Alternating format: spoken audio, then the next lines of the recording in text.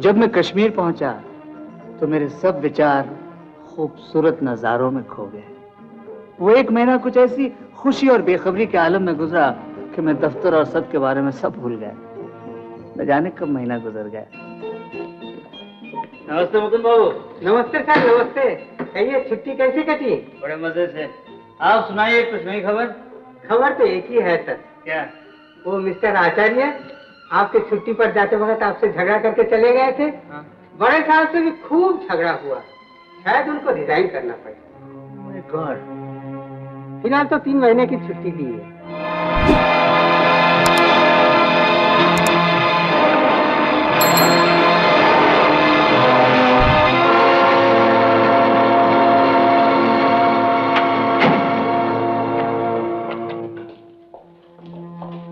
Sir, आचार्य साहब कहाँ?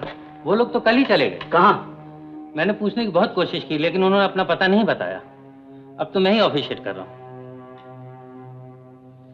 हाँ।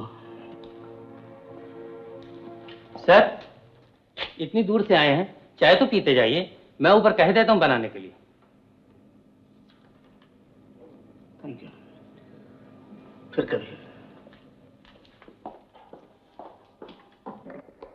सर, आपसे कोई मिलना चाहते हैं। किस लिए?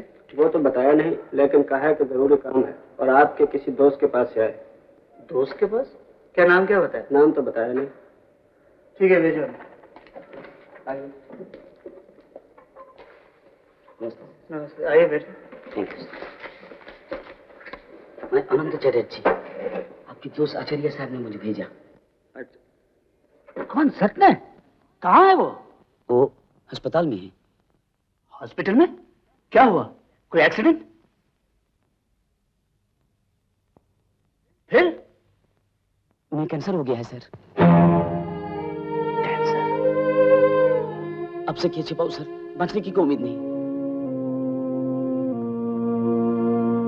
मैं अपने मोहल्ले के एक आदमी को देखने गया था, देखा वहां आचार्य से पड़े हैं। उन्होंने मुझे आपके पास भेजा है, कहा कि आप उनके सबसे अच्छे दोस्त हैं। अब रो रहे सर। रमन महर्षि रामकृष्ण परमहंस, उन्हें भी तो कैंसर हुआ था। आचार्य साहब भी तो कोई साधारण आदमी नहीं। मिसेस आचार्य और उनका लड़का, वो सब कहाँ है? मिस्टर लाडिया नाम के एक सज्जन के घर में है। किसके घर में? एक कंट्रैक्टर मिस्टर लाडिया, वही तो देखभाल कर रहे हैं। अच्छा, अब चलिए मेरे साथ।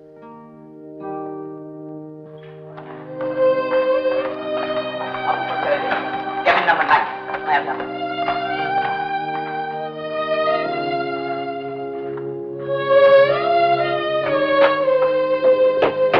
सुनिए जी। 9 नंबर कहाँ है? वो रहा साहब।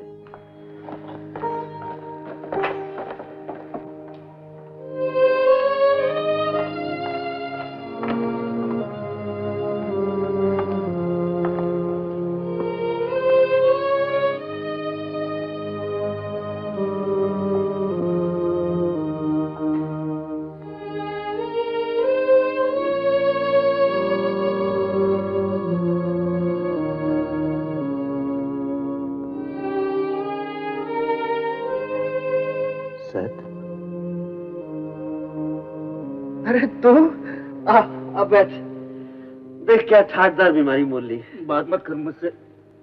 तूने जानबूझकर मुझे नहीं बताया कहाँ गया, किधर गया। मुझे सजा देने के लिए ये सब कुछ किया तुम? बाजी, ये झगड़ा करने की बेला है। देख, जो बातें करनी है कर ले, फिर मौका नहीं मिलेगा। क्या बक रहा है? हाँ ठीक ही तो कह रहा हूँ। देख नहीं रहा मेरी हालत? देख रहा हूँ, लेकिन तू जो बकता है ना वो नहीं। आजकल दुनिया में ऐसी कौन सी बीमारी है जिसका कोई इलाज नहीं? अभी अभी कुछ ही दिनों पहले मैंने पढ़ा था कैंसर के लिए कितने नए नए मेरे साथ कर। तू इतने दिन मेरे साथ रहा, अभी तक सच बोलने से डरता है। ये बीमारी कभी अच्छी हुई है? भाभी कहाँ है? अभी आ जाएगी थोड़ी देर में। कुछ देर पहले खाना खाने के लिए भेजा है। सारा दिन यहाँ रहती है, रात को चटर्जी जबरदस्ती से घर भेज देता है और बेचारा खुद यहाँ रहता है। अरे इन लोगों का क्या होगा? काबुल, रंजना को कौन संभालेगा? हम जो हैं सर, उनके बारे में जरा भी मत सोच। अब सोचने की ताकत ही कहाँ है? बाबूजी।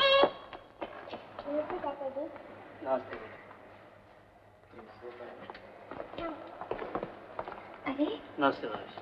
कैसे हैं आप? ठीक है। चित्रा बहन। अच्छी है। मैं 1 मिनट में से लाड़िया से बात करूँ। मैं भी आता हूँ सर। 1 मिनट में से।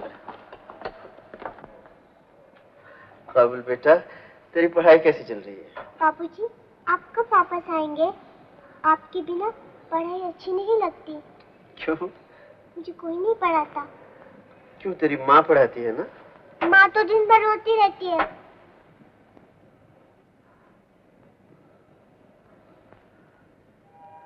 मैं इनके भविष्य के बारे में सोचता हूँ, कांप उठता हूँ। मिस्टर आचार्य ने ना तो कोई इंश्योरेंस करवाया है, ना ही कोई बैंक बैलेंस। इन लोगों की हालत बहुत खराब है। मिसेस आचार्य को जबरदस्ती मैंने इस बहाने अपने यहाँ लाकर रखा है कि अस्पताल से घर नजदीक है, और मिस्टर आचार्य को किस तरह समझा बुझाकर हॉस्पिटल में दाखिल किया वो भगवान ही जानता है। मिस्टर लाड़िया, मैंने आपके बारे में बहुत गलत अंदाजा लगाया था। मुझे माफ कर दीजिए।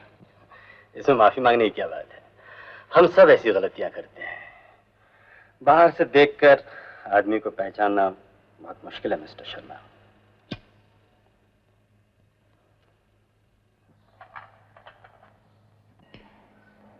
मिसेस आचार्य, आपसे 2 एक जरूरी बातें करनी है। आप समझदार हैं, सभी कुछ तो समझ रही हैं। उनकी जो हालत, आपने अपने बारे में कुछ सोचा? क्या सोचूं अपने बारे में? क्यों? बहुत कुछ सोचना है। काबुल को बड़ा करना है, और फिर आपके सामने आपकी सारी जिंदगी पड़ी है। और किसी तो नहीं कहता, आपकी हिम्मत देकर कह रहा हूं। कहिए। वैसे इन बातों का ये वक्त तो नहीं, लेकिन एक मौका आया है, कहीं हाथ से निकल ना जाए। जी?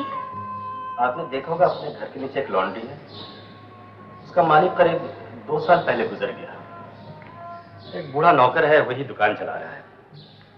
मालिक की बेवा लॉन्ड्री बेचकर गांव वापस जाना चाहती है। सुनते ही मुझे आता है, आप उसे खरीद क्यों नहीं लेती? मैं? हाँ, आपको ज्यादा कुछ नहीं करना पड़ेगा। बूढ़ा ईमानदार आदमी है, सब ले देकर करीबन 300-400 रुपए हर महीने आपके हाथ पर रख देगा। और ये लॉन्ड्री मिल भी रही है बहुत सस्ते में, ये करीब 25,000 रुपए में। इतनी बड़ी रकम मैं कहाँ से लाऊंगी मिस्टर लाडिया? उस बारे में भी सोचा है। वो रुपए मैं आपको दूंगा। इतने रुपए मैं आपको क्यों दूंगा, यही सोच रही है ना? तो ये एक नाजुक बात है, आपको जरा धीरज रखकर सुनना होगा।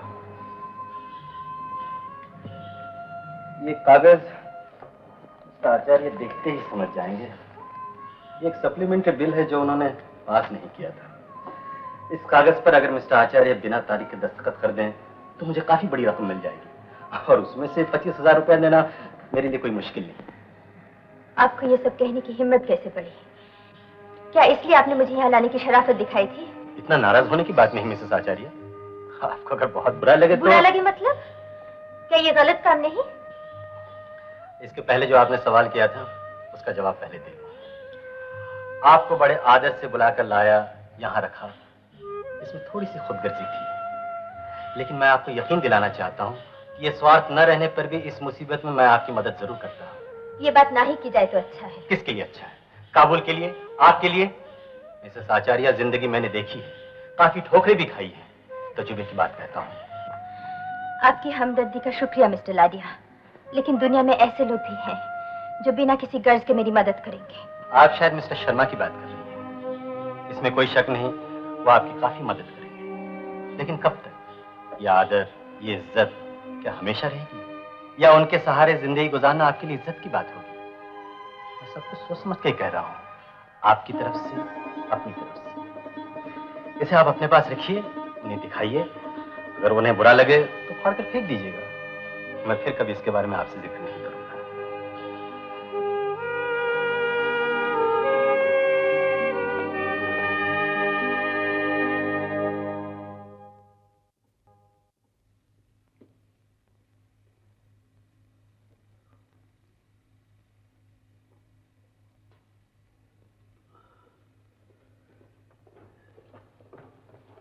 आओ नरे। भाभी जी अब तक नहीं आई? अब तक तो आ जाती है रोज। नमस्ते बहन। नमस्ते। आइए बैठिए। आज नहीं। हम यहाँ आने के लिए निकल ही रहे थे, इतने में इनकी बड़ी बहन आ गई, नीचे कार में बैठी है। आप कैसे हैं? मैं तो ठीक हूँ। रंजना और काबुल की चिंता बहुत सता रही है। तूने फिर वही बातें शुरू कर दी। कितनी मर्तबा कहा है, जो भी 2 रोटियां मिलेंगी हम सब आपस में बांट लेंगे। मैं आज ही भाभी से बात करता हूँ अपने घर ले जाने के लिए। अच्छा देख, मैं इनको नीचे छोड़ के आता हूँ, और तो फिक्र मत कर, मैं मिस्टर लाड़िया के घर फोन करता हूँ, देखता हूँ भाभी जी और काबुल क्यों नहीं आए। नमस्ते।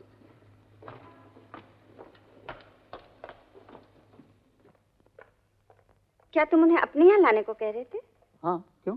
एक बार माँ जी से तो पूछ लिया होता। इसमें माँ जी से क्या पूछना है?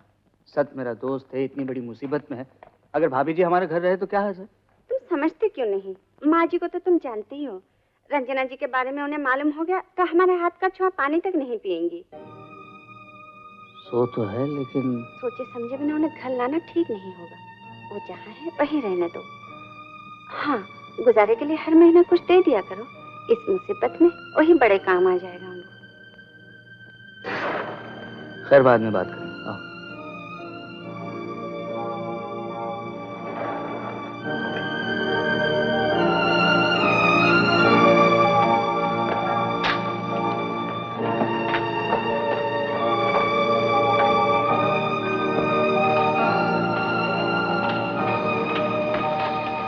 क्या बात है जरा? आज बहुत देर हो गई। काबुल नहीं आया सर? आज नहीं लाई। अभी अभी नरेन और उसकी पत्नी आए थे। जानती हूँ। तुमने क्यों कहा उनसे वो सब? नरेन नरेन नरेन होते कौन है हमारे? क्या हो गया तुम्हें? तुमने जिंदगी में इतनी मार खाई है, इस पे भी नहीं समझे? इतना आसान समझते हैं चीजों को। नरेन भैया कुछ भी कहे, उनकी बीवी माँ नहीं है घर में, वो क्यों उठाने लगे हमारे बोझ?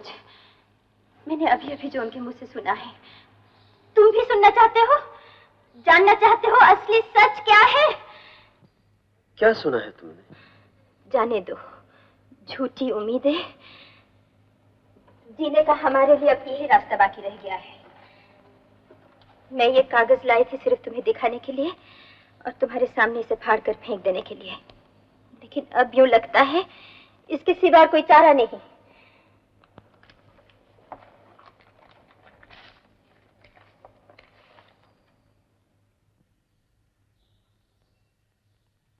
कहाँ से मिला तुम्हें? किसने दिया है ये? मिस्टर लाडिया ने दिया है। उन्होंने कहा है अगर तुम इस पे दस्तखत कर दो तो वो मुझे 25,000 रुपए देंगे। ये पाप होगा ना?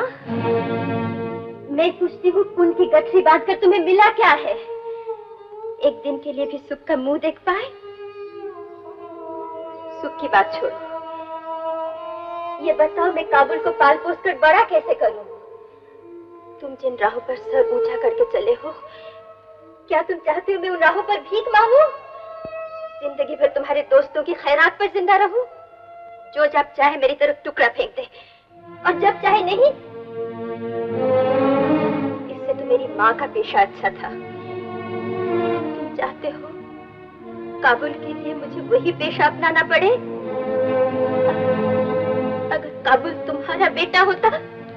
रंजना,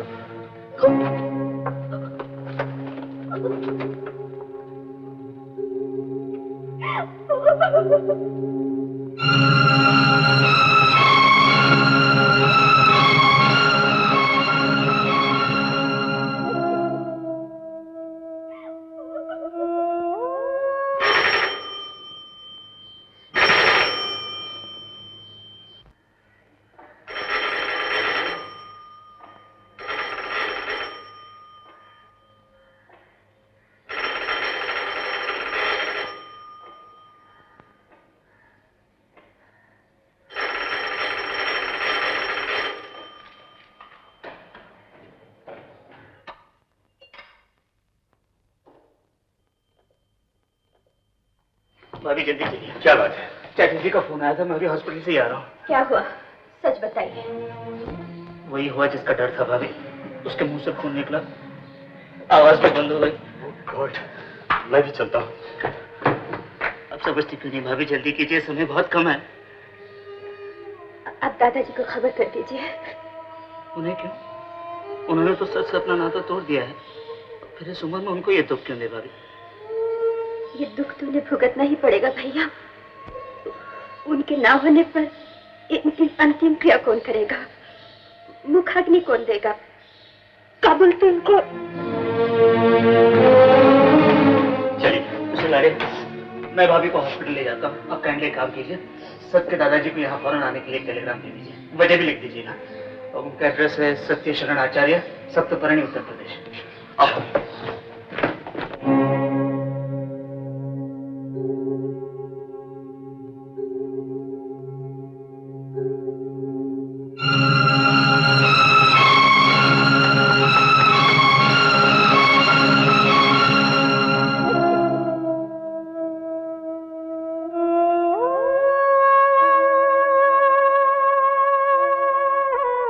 सत, कुछ कहना है?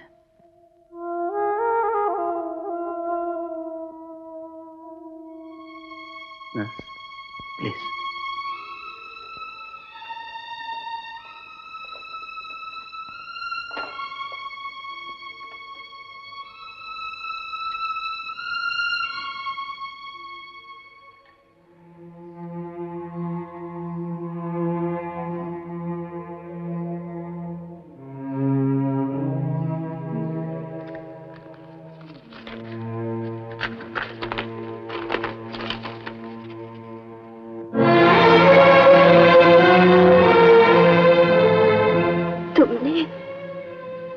तुमने मेरे लिए?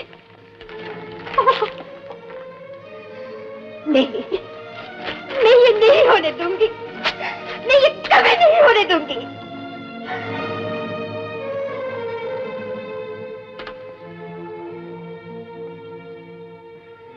तुम जानते थे ना मैं इसे फाड़ दूंगी, जानते थे ना?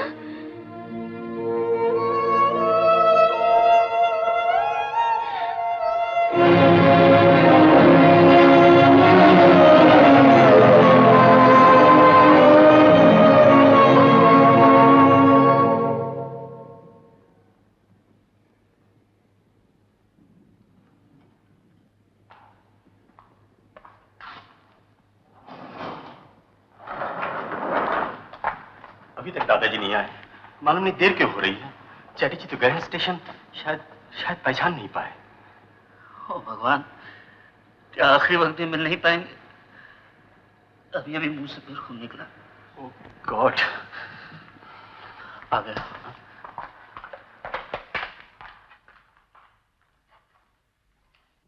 कौन हो बेटा?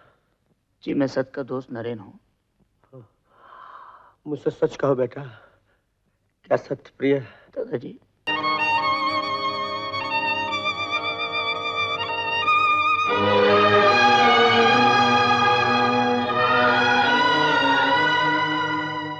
दादाजी आए हैं, सुनते हो? दादाजी आए हैं।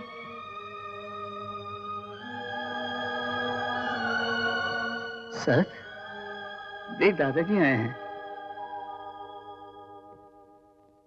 हाँ सत, दादाजी आए हैं।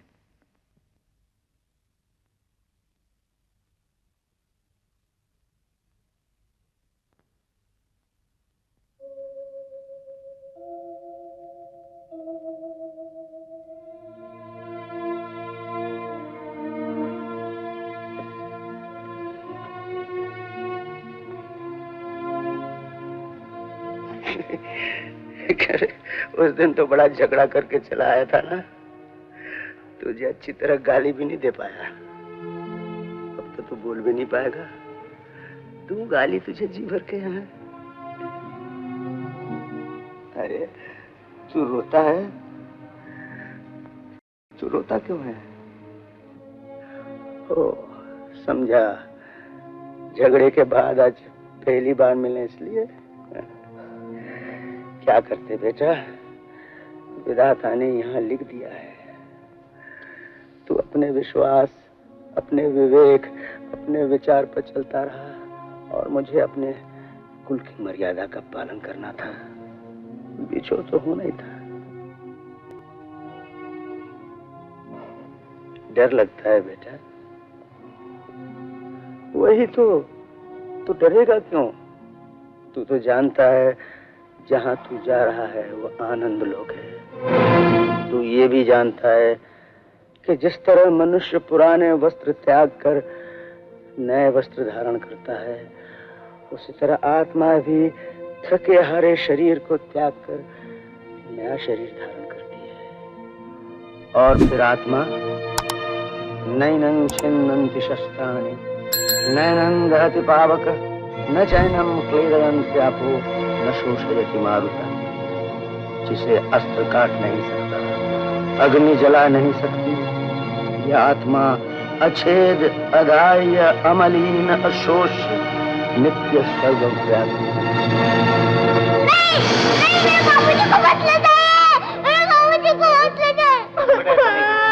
आओ बेटे, ऐसे नहीं करते। आओ।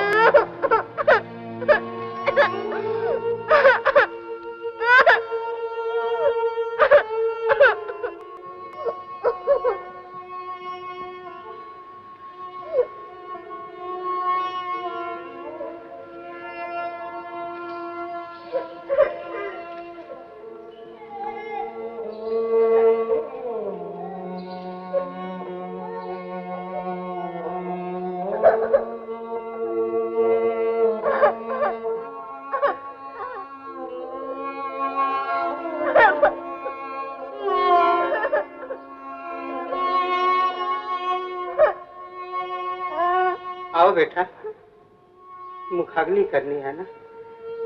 मुखाग्नि मैं करूंगा। बेटे के रहते हुए आप इस बच्चे का जरा ख्याल रखिए।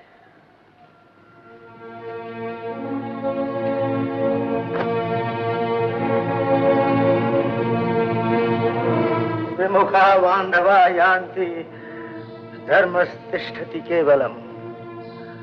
तुम्हारे बंधु बांधव इस दुनिया में यहीं तक तुम्हारा साथ दे सकते हैं।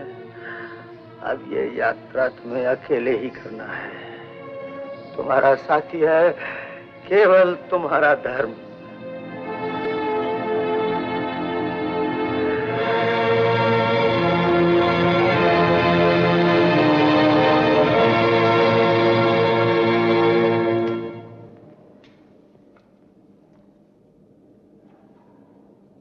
बेटा, घर द्वार खुला छोड़ के आया हूँ, एक गाड़ी बुला दो, स्टेशन जाऊंगा।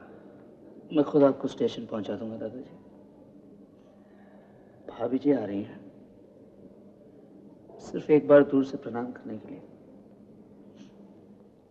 आप तो जानते हैं दादाजी, सत मेरे भाई के बराबर था। उसकी पत्नी और बच्चे की देखरेख मैं करूंगा। उनके बारे में आप कोई चिंता मत कीजिए। नहीं बेटा, उनकी चिंता मैंने कब की, जो अब करूंगा।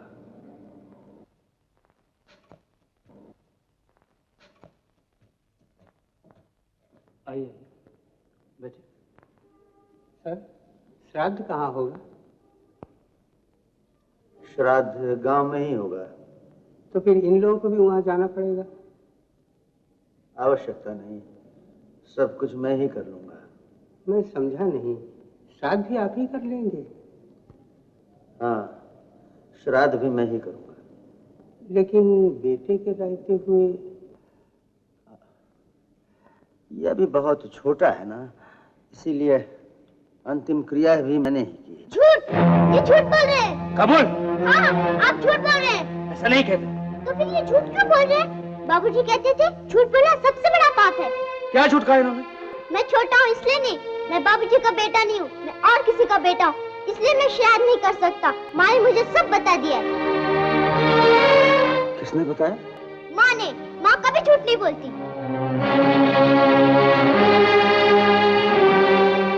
लोक लाज के भय से जिस अप्रिय, जिस भयंकर सत्य को मैंने कह सका, जीवन में पहली बार सत्य भ्रष्ट हुआ। आज उसे एक मां ने निसंकोच अपने बेटे से कह दिया। सत्यकाम की मां जवाला की तरह। नरेंद्र, मैं हारा नरेंद्र, ये मेरी सबसे बड़ी हार है नरेंद्र, जिसे नीच कुल की समझकर, जिसे मैंने अछूत अस्पृश्य समझकर द्वार से निकाल दिया था, आज उसी लड़की ने मुझे सिखा दिया कि सत्य बोलने का अहंकार नहीं, सत्य बोलने का साहस चाहिए।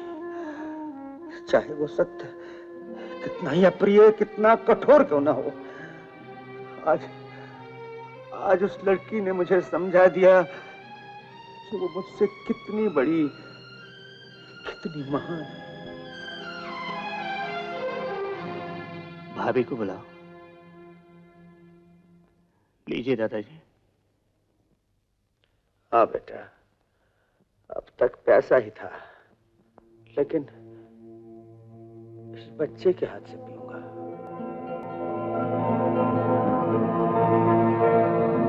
लो बेटा।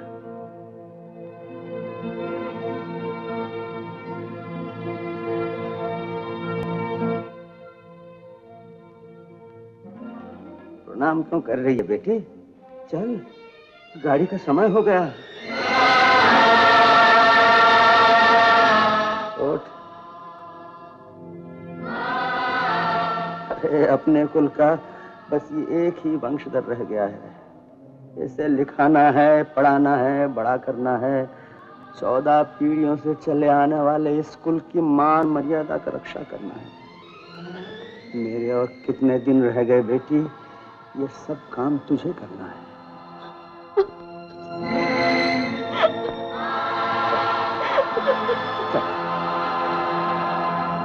बस बस बेटी बस।